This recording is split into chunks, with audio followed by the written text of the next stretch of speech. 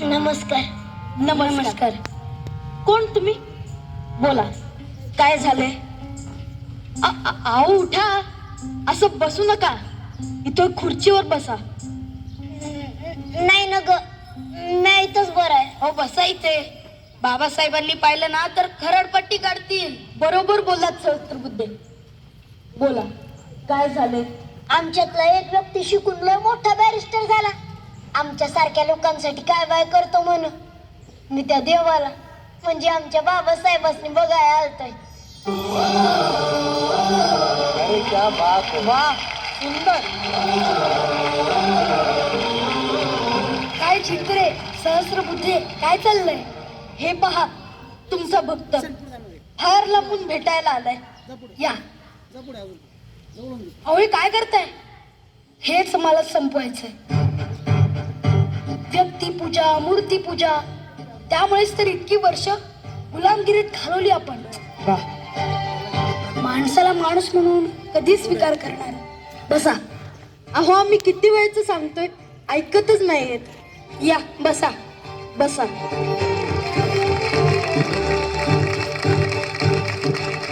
हे घ्या पाणी. नाही ना ग, तुम्ही वरच्या जातीचे, आम्ही खालच्या जातीचे. मी कसं तुमच्या पेल्याला शिवणार? तुम्ही वरनं पाणी टाका, मी ओंजळीनं पितो.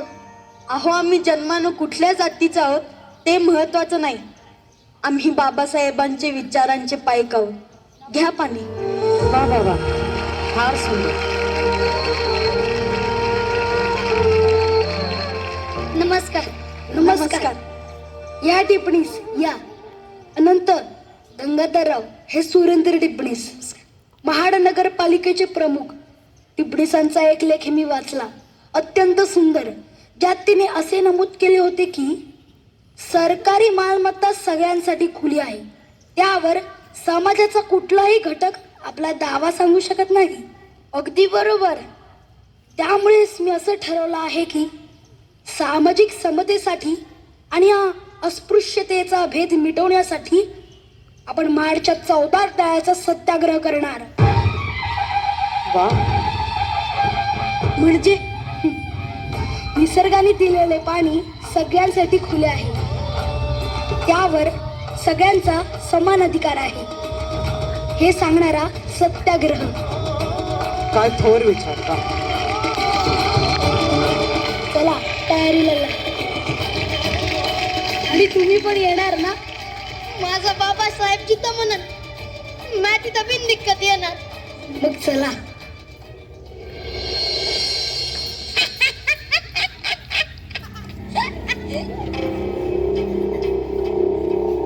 थांबा. ओ आंबेडकर, तुम्ही हे योग्य करत नाही आहात. योग्य अयोग्य हे ठरवायचा अधिकार देखील कोणा एकाला नसतो. तुम्ही आमचं पाणी वाटवताय. आमचं पाणी? चला मी मान्य करेन, हे तुमचं पाणी आहे. तुम्ही तुमचं नाव यावर लिहून दाखवा.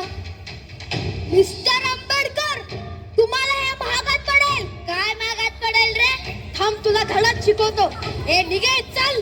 हे काका, तुम्हाला हे महागात पडेल. हा, आधीच सांगून ठेवतोय. हे चल रे. हे चल. अहो थांबा, शांत व्हा. आपण इकडे भांडायला आलोय का? माफी बाबासाहेब, पाण्यासाठी सुद्धा भांडावं लागतं, हे मोठं दुर्दैव. हा भ्रम ठेवू नका. आपण पाण्यासाठी म्हणजेच आपल्या हक्कासाठी भांडत आहोत. आज या महाडच्या धर्तीवर 14 तळ्याचा सत्याग्रह पाण्यासाठी नाही तर आपणही माणसं आहोत हे सांगण्यासाठी केला आहे. एकाच तळ्याचं पाणी चाखून आपण अस्पृश्यता नष्ट करण्याकडे अजून एक पाऊल टाकत आहोत.